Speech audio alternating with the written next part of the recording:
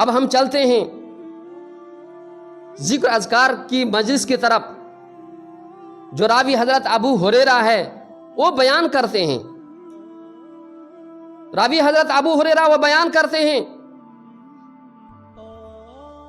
کہ اللہ تبارک و تعالیٰ کے کچھ چنیدہ فرشتے، اللہ تبارک و تعالیٰ کے کچھ چنیدہ فرشتے گشت لگاتے رہتے ہیں، چکر لگاتے رہتے ہیں دنیا کے اندر، کہ ہمیں ایسی مجلس مل جائے جس میں اللہ تبارک و تعالیٰ کی توصیف و تعریف بیان کی جاتی ہو، ایسی مجلس مل جائے جس میں اللہ تبارک و تعالیٰ کے پاک پوتر قرآن کی تلاوت کی جاتی ہو، ایسی مجلس مل جائے جس میں نبی صلی اللہ علیہ وسلم کی سیرت کو بیان کی جاتی ہو، ایسی مجلس مل جائے جس میں اللہ کے نبی صلی اللہ علیہ وسلم کی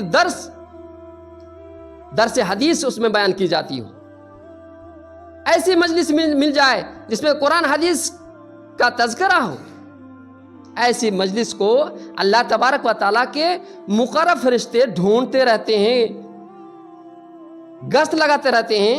کوئی بھی ایسی مجلس مل جاتی ہے تو وہ اللہ تبارک و تعالیٰ کے مقرب فرشتے اس مجلس میں شریک ہو جاتے ہیں، اور اس مجلس میں جتنے بھی لوگ بیٹھے ہوئے ہوتے ہیں اپنی رحمت کے جو چادر ہیں، فر ہیں، اس پہ بچھا دیتے ہیں، ڈھانپ لیتے ہیں۔ جب وہ مجلس ختم ہو جاتی ہے، حدیث میں ذکر آتا ہے فرشتوں کی تعداد آپ شمار نہیں کر پائیے گا،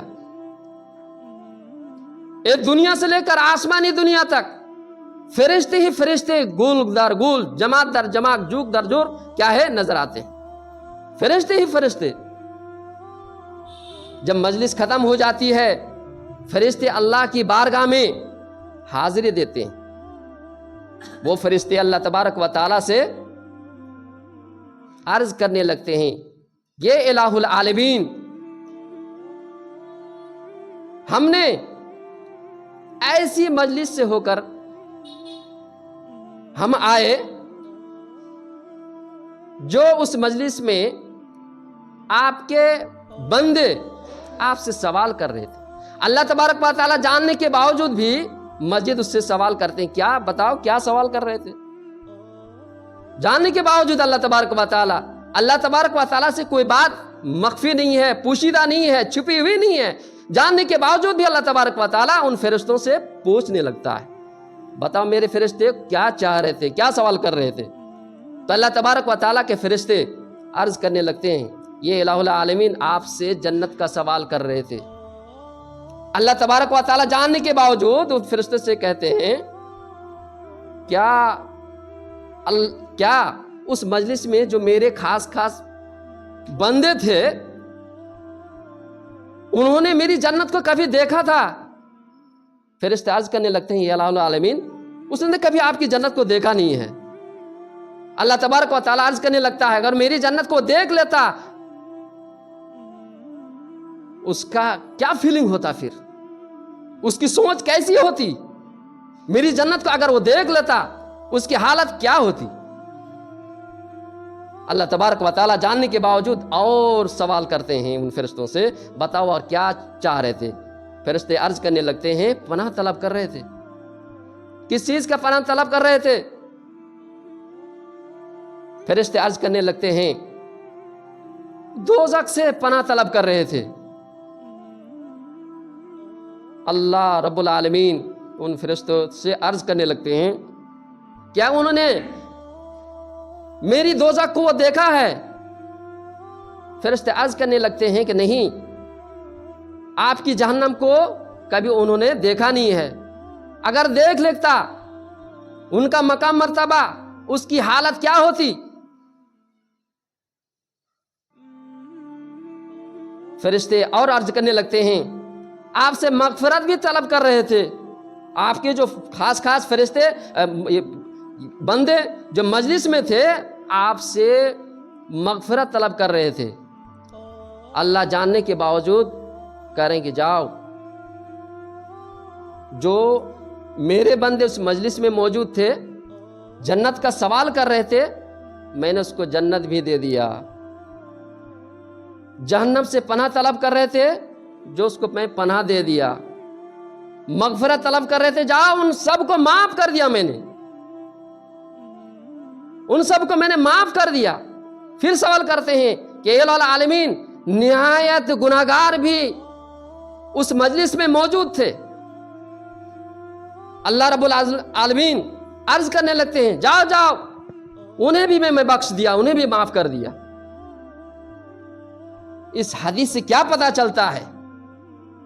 اس حدیث سے مجلس کی یہ پوزیشن ہمیں معلوم ہوتا ہے، مقام مرتبہ ہمیں معلوم ہوتا ہے۔ کون سی مجلس کی؟ جس مجلس کے اندر اللہ تبارک و تعالیٰ کی توصیف، کبریائی، بڑائی، حمد و ثنا بیان کی جاتی ہو۔ ان مجلس میں، جس مجلس میں نبی صلی اللہ علیہ وسلم کی سیرت بیان کی جاتی ہو، جن مجلس میں قرآن حدیث کی تعلیم لوگوں کو دی جاتی ہو، ان مجلس کی مقام مرتبہ ہے، ہم اس کو شمار نہیں کر سکتے ہیں، کتنا مقام مرتبہ ہے، پوزیشن ہے، ہم شعور بھی نہیں کر سکتے ہیں۔ بہرحال ذکر اذکار کی مجلس کی یہ پوزیشن ہے، یہ حالت ہے۔ آپ بتائیے،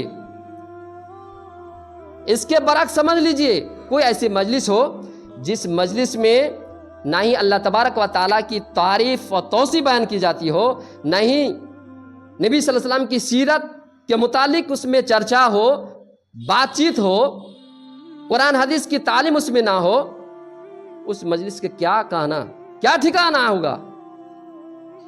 حدیث میں آتا ہے، جو لوگ ایسی مجلس لگے جس مجلس میں اللہ تبارک و تعالیٰ کی تعریف و توصیف نہ ہو، نبی صلی اللہ علیہ وسلم کی سیرت کے متعلق کوئی چرچا نہ ہو، قرآن حدیث کی تعلیم نہ ہو، یوں ہی اڑ گیا، گویا کہ مرے ہوئے گدھے کی لاش جو ہے اس کے پاس سے ہو کر گویا کہ گزر گیا، ایسی مجلس حسرت اور افسوس کی مجلس ہوگی، ندامت اور شرمندگی کی مجلس ہوگی۔ چاہے تو اللہ تبارک و تعالیٰ ایسے لوگوں کو معاف فرما دے، چاہے تو اللہ تبارک و تعالیٰ ایسے لوگوں کی گرفت کرے۔ بھائی اور میرے بزرگوں، دوستو، ہمارے سماج میں، ہمارے معاشرے میں سڑک کے کنارے، روڈ کے کنارے جو مجلس لگتی ہے، کون سی مجلس لگتی ہے؟ اس میں قرآن حدیث کی تعلیم ہوتی ہے؟ کیا اس میں سیرت رسول کا کوئی اس میں تذکرہ کیا جاتا ہو؟ کیا اس میں قرآن حدیث کی تعلیم دی جاتی ہے؟ ہرگز نہیں۔ وہ مجلس کون سی لگتی ہے؟ غیبت کی، چغل خوری کی، کسی کی عزت کی پامالی کی،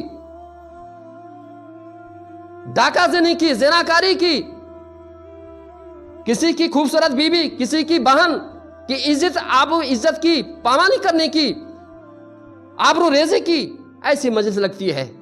طرح طرح کی پلاننگ ہوتی ہے، آپسی اختلافات جو ہوں، اختلافات کو سلجھانے کے بجائے، صلح کرنے کے بجائے آگ کو روشن کرنے کی یہ مجلس لگتی ہے۔ افسوس ہوتی ہے ایسی مجلس کی، اور ایسی مجلس کی گرفت ہونی چاہیے۔ اللہ تبارک و تعالیٰ ایسی مجلس کو، جس میں اللہ تبارک و تعالیٰ کی تعریف نہ ہو، اللہ تبارک و تعالیٰ کی حمد و ثنا بیان نہیں کی جاتی ہو، اللہ تبارک و تعالیٰ کے پاک پوتر قرآن کی تلاوت نہیں کی جاتی ہو، سیرت رسول نہ بیان کی جاتی ہو، اللہ تبارک و تعالیٰ ایسے مجلس کو عذاب دینا چاہیے، اسی دنیا میں دکھا دینا چاہیے، جب مسلمان کے ہت میں نہ ہو، جب مسلمانوں کے صحیح سوچ کے مطابق نہ ہو۔ میرے سامنے کو میرے بزرگ دوستو، اس لیے چاہیے جو بھی مجلس لگے اس میں اللہ تبارک و تعالیٰ کی تعریف و توصیف بیان کی جانی چاہیے، اس میں اللہ تبارک و تعالیٰ کی کس طرح سے حمد و ثنا ہو، تصویب ہو، اس میں بیان کی جانی چاہیے، اس میں اللہ کے نبی صلی اللہ علیہ وسلم کی سیرت اس میں بیان کی جانی چاہیے، قرآن حدیث کا تذکرہ ہونا چاہیے، ایسی مجلس ہونی چاہیے، تاکہ ہم دنیا میں بھی سرخرو ہوں، آخرت میں مرنے کے بعد ہمیں جنت نصیب ہو۔ میرے بزرگوں، دوستو، اس لیے ہمیں یہ چاہیے کہ جو بھی مجلس ہو، ذکر اذکار کی مجلس ہو، آخرت بنانے کی مجلس ہو، اور ایسی مجلس میں ہمیں زیادہ سے زیادہ تسبیح بیان کی جانی چاہیے اور حمد و ثنا بیان کرنی چاہیے۔ تاکہ ہماری زندگی سرخرو ہو اور مرنے کے بعد بھی ہمارا ٹھکانہ جنت ہو۔ میرے بھائیو، بزرگوں، دوستو، یہ جو ذکر اذکار ہیں، کون سے ذکر اذکار کریں گے جو اللہ تبارک و تعالیٰ کے یہاں ہمارا مقبول ہوگا؟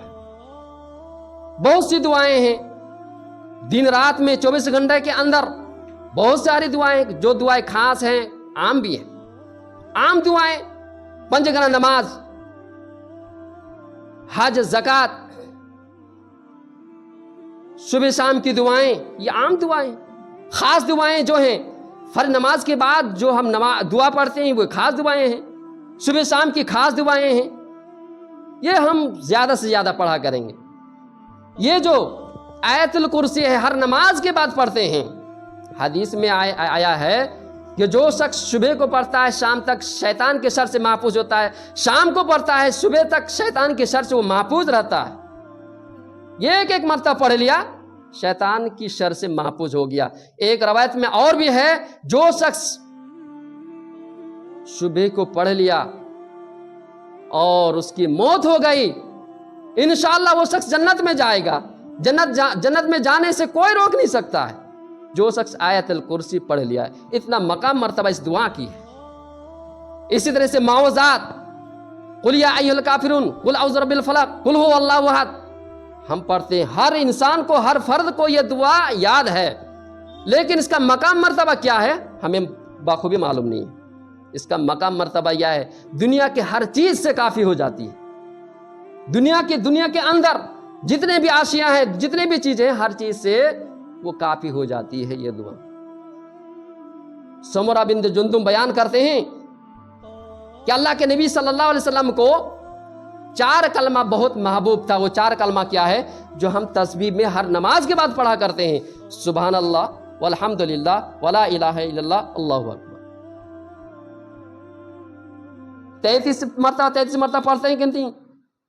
یہ جو تسبیح پڑھتے ہیں، اس کا مقام مرتبہ سمرہ بنت جندب بیان کرتے ہیں کہ اللہ کے نبی صلی اللہ علیہ وسلم بہت کثرت سے پڑھا کرتے تھے اور اللہ کے نبی صلی اللہ علیہ وسلم کو بہت پسند تھا۔ ایک مرتبہ کا واقعہ ہے، حضرت ابو ہریرہ بیان کرتے ہیں، میں ایک مرتبہ درخت لگا رہا تھا، کسی پھل کا درخت لگا رہا تھا، میرے پاس سے گزر نبی صلی اللہ علیہ وسلم کا ہوا۔ نبی صلی اللہ علیہ وسلم سے مجھ سے سوال کیا، یا ابا ہریرہ تم کیا کر رہے ہو؟ میں نے کہا اللہ کے نبی صلی اللہ علیہ وسلم، میں کوئی پھل کا درخت لگا رہا ہوں۔ اللہ کے نبی صلی اللہ علیہ وسلم سے مجھ سے عرض کیا، یا ابا ہریرہ کیا میں تمہیں ایسی چیز نہ بتلا دوں جو تمہاری یہ درخت لگانے سے کہیں زیادہ فائدہ ہے، اس کا پوزیشن ہے؟ میں نے عرض کیا اللہ کے نبی صلی اللہ علیہ وسلم سے، اللہ کے نبی صلی اللہ علیہ وسلم نے مجھے عرض کیا کہ دیکھو یہ 4 کلمہ پڑھ لینا، سبحان اللہ والحمد للہ ولا الہ الا اللہ، اللہ اکبر۔ یہ 4 کلمہ پڑھ لینا، یہ جو تم جو شجر کاری کر رہے ہو، درخت لگا رہے ہو، انشاءاللہ یہ 4 کلمے کے کیا ہے مقام مرتبے میں تمہارے حق میں اللہ تبارک و تعالی جنت میں پھل کا درخت لگا دے گا تمہارے لیے۔ اتنا مقام مرتبہ ہے یہ دعاؤں کا۔ اسی طرح سے ایک حدیث میں آتا ہے کہ جو شخص یہ 4 کلمہ پڑھ لیتا ہے، اگرچہ ان کے گناہ سمندر کے جھاگ کے برابر ہو، پھر بھی اللہ تبارک و تعالیٰ ان کے گناہوں کو بخش دیتا ہے، معاف فرما دیتا ہے۔ یہ مقام مرتبہ ہے بعض دعاؤں کی، جن کے مقام مرتبہ ہم نہیں جانتے ہیں۔ اگر ہم ٹٹولیں گے، وائز اور کیا ہے مقرر خطیبوں سے سنیں گے، عالموں سے سنیں گے، تبھی جا کے ہمیں ان کا مقام مرتبہ ہمیں معلوم ہوگا۔ اس لیے عرض ہے آپ سے، یہ ذکر اذکار دعاؤں کے طرف ہم رغبت کریں، سیکھیں، اس کے مقام مرتبہ کو جانیں، تاکہ ہم اللہ کے بارگاہ میں سرخرو ہوں اور مرنے کے بعد ہمیں جنت نصیب ہو۔ مومن کی صفت اللہ تبارک و تعالیٰ نے قرآن پاک کے اندر بیان کر دیا کہ مومن جو ہے اللہ تبارک و تعالیٰ کو زیادہ سے زیادہ یاد کریں گے۔ اب منافقین کی علامت یہ بتلایا، وہ کم ہی کریں گے اللہ کو یاد۔ منافقین کی صفت بیان کیا کہ منافقین اللہ تبارک و تعالیٰ کم ہی یاد کریں گے۔ مومن کی صفت اللہ تبارک و تعالیٰ نے قرآن پاک کے اندر ذکر کر دیا کو کثرت سے اللہ کو یاد کریں۔ آخر میں دعا کو اللہ تبارک و تعالی ہمیں چلتے پھرتے سوتے جاگتے جہاں بھی ہو جہاں بھی رہے تیرے ذکر اذکار کرنے کی توفیق عطا فرما۔ یہ الہ العالمین ہمیں زیادہ سے زیادہ تیری توحید، تیری حمد و ثنا، تیری خوبی بیان کرنے کی توفیق عطا فرما۔